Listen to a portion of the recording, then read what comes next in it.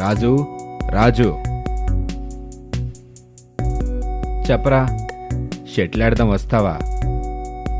రేపు పరీక్ష పెట్టుకుని ఇప్పుడు ఆటలేంట్రా?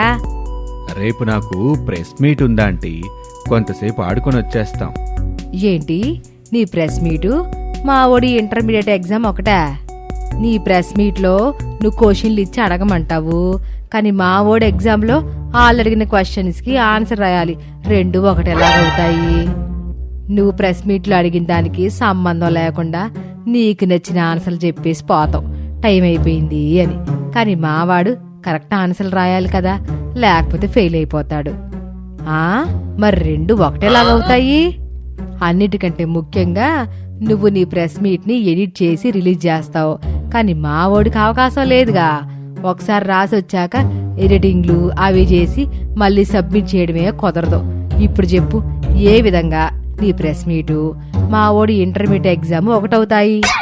పొద్దున్నే వచ్చాడు నెక్స్ట్ జనరేషన్ కూడా చెడగొట్టడానికి.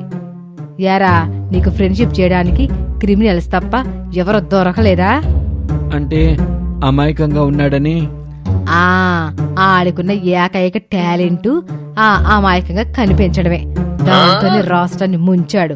ఇంకోసారి ఇలాంటి క్రిమినల్స్ తో తిరిగితే లెంపకాయలు తింటావు. సారీ అమ్మా.